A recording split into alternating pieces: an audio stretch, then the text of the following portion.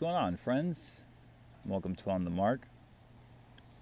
I'm gonna try this video again.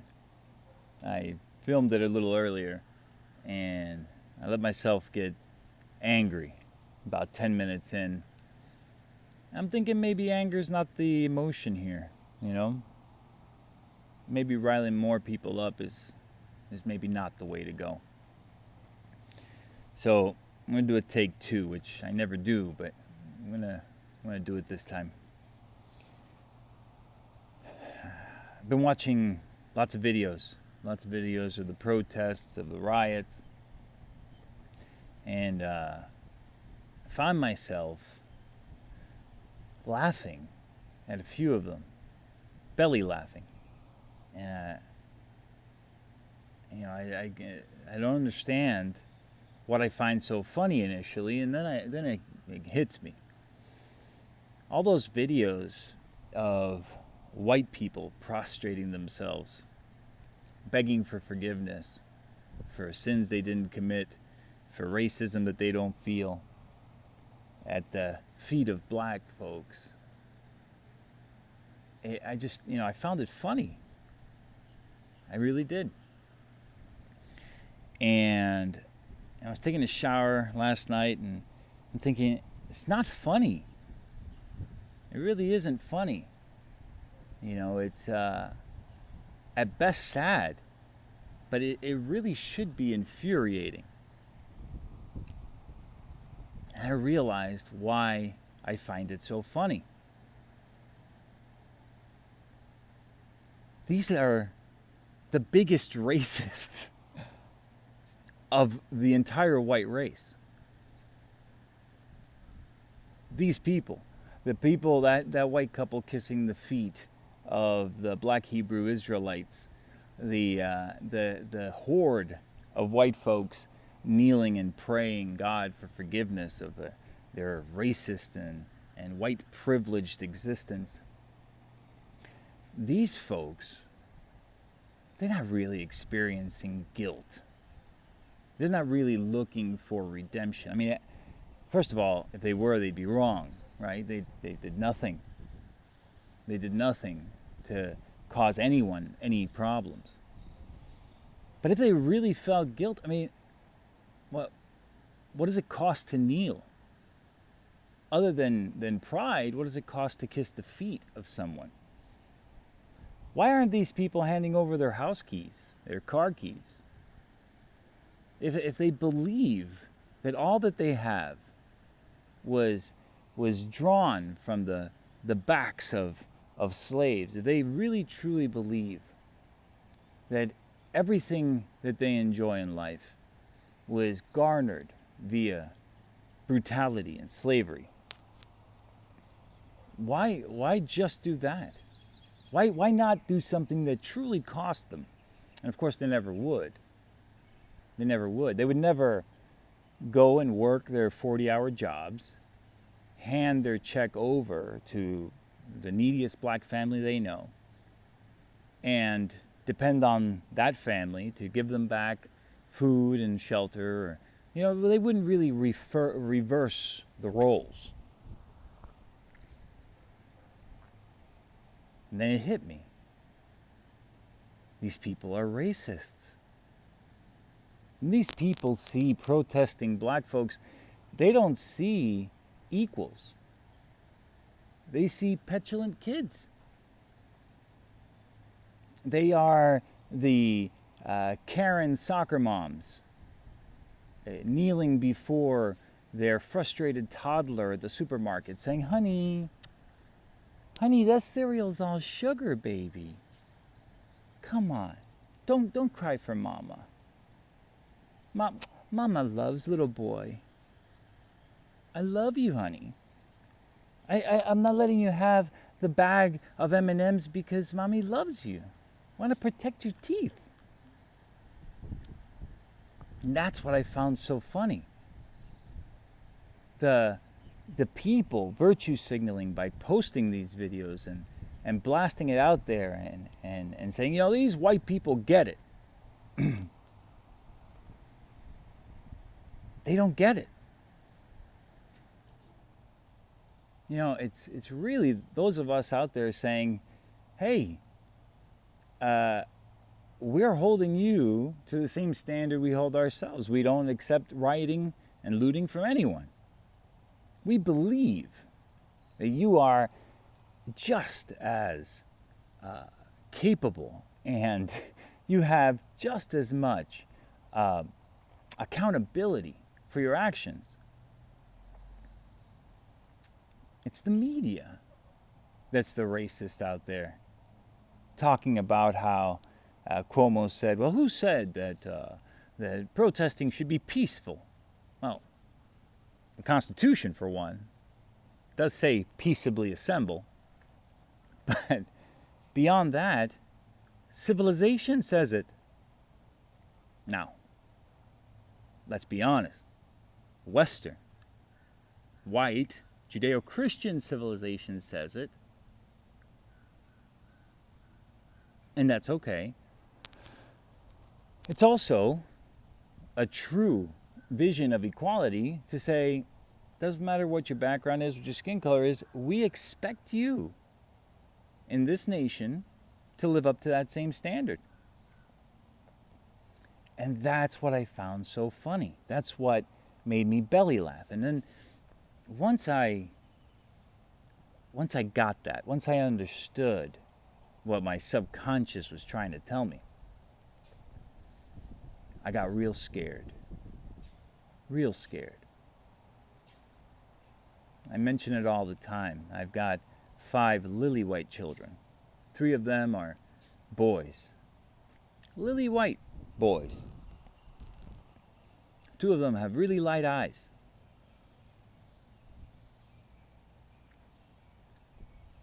They're full of piss and vinegar.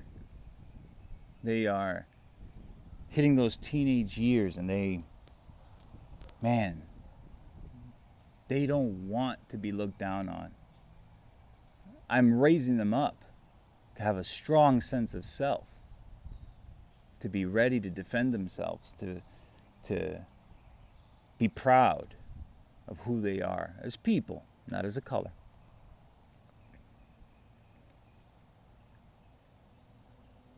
And I realized that all of this stuff is sort of like a textbook on how to radicalize, particularly young white men.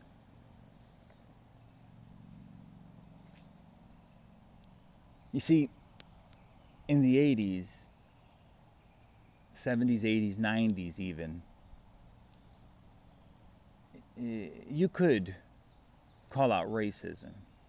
You could beat your chest about slavery. You could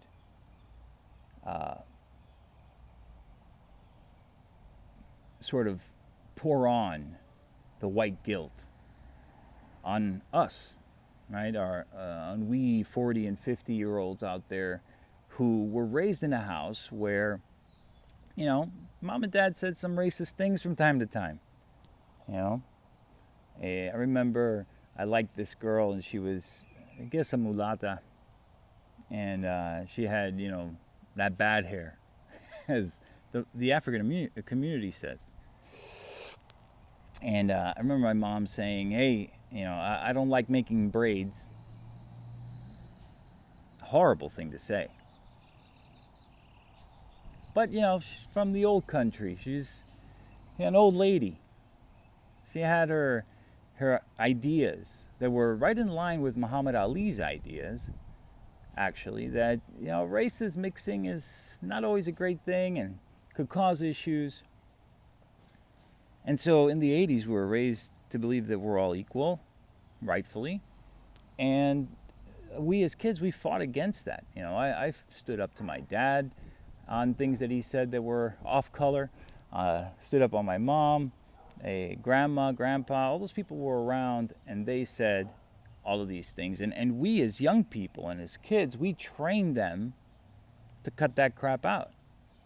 Because we were taught through TV, media, and all that stuff, that all that kind of rhetoric was bad. And so now our kids are coming into the world. And they're in their teenage years and early 20s, and they haven't seen any of that, right?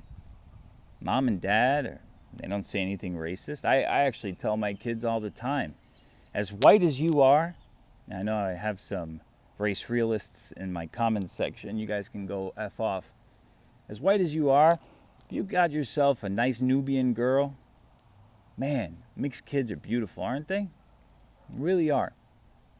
See the children of mixed black-white races, it's almost like God saying, hey, you guys, maybe you guys should blend a little. Look at these beautiful byproducts. Anyway, so these kids, this new generation, born from, say, 2000 forward, these kids don't understand this whole racism thing. You can't pour white guilt on them because there's nothing to be guilty about. Mom and dad don't say racist jokes. They're not. I remember my kids being brought up and playing with a little black girl at the playground, and very innocently talking about how my brown friend. Oh, you know what my brown friend said? And, we never stopped her from saying my brown friend. That's how she described her because it's the most obvious thing about her. And she didn't say it with any vitriol. And the last thing we wanted to do was react like, don't say that. Instilling in her the thought that being brown is somehow an insult when it isn't. So our kids are being raised in a very new way. But yet, they're being told that they have a virus, a racist virus in their mind. What happens? What happens when you tell someone that they're evil just for being? They're going to run to the people who say, no, you're not evil just for being. You're better. You're better. Come hang out with us. Not only do we not deride you for being white, we celebrate your whiteness. You are Ubermensch. You are the greatest race. And let's be fair. Let's be real fair. They're going to have, nearly all of human civilization to prove that the fairer races built up a pretty great civilization. They screwed up. They did some terrible things. But they also fixed their screw-ups. They laid down body after body after body, sacrificing it to support the better values, Christian values. And so all of this can only lead to one thing: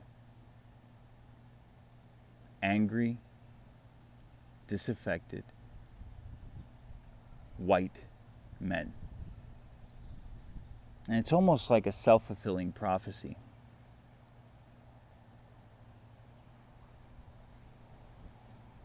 You're creating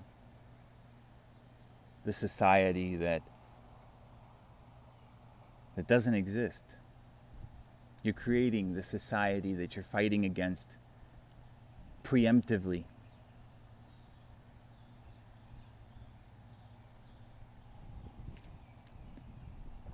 This is about the time that I got upset the last time I recorded this video. So I'm going to try to say the same thing without being angry. And I got angry because I'm sad.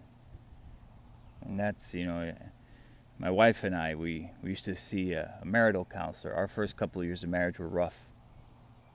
And he said, anger is never the real emotion. Anger is always the symptom And so maybe you feel emasculated. Maybe your wife feels unloved. And so anger is sort of the fountain. But the underlying magma just ready to explode is that other feeling. And so without anger, without rage, with an open heart, in Christ, I tell you, I won't lose. I'm telling you, I'm on the verge of tears. I won't lose. I won't lose my family. I won't watch it destroyed. I won't watch my kids be heartbroken. I won't prostrate myself. I won't pay for the sins of someone else. I won't bend and fold and manipulate the notion of racism to fit me in some obscure way, just so that I can appear woke.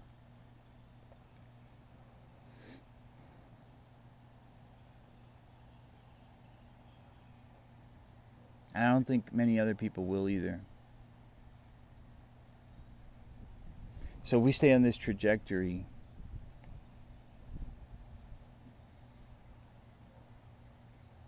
and real violence does come,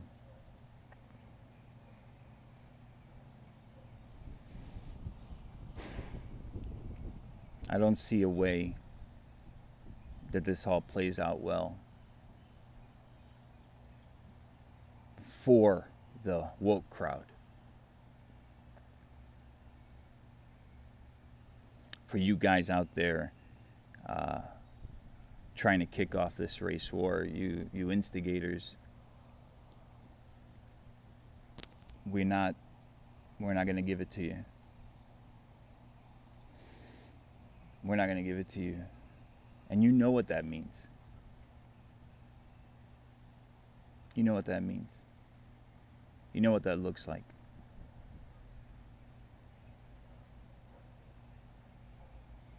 And that's horrifying. And it's sad.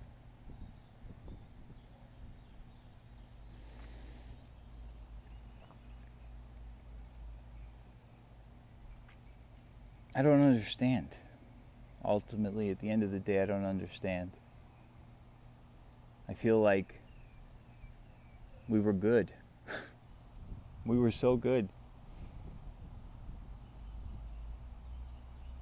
Just, 5-10 years ago, we were so good. I was happy in my white guilt. I had it too. I was fine.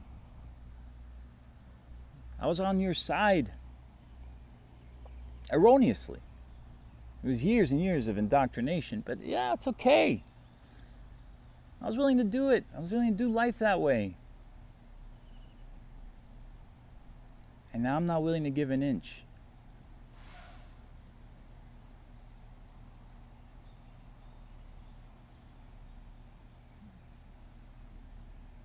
I'm not a safe person to be around when I'm not willing to give an inch.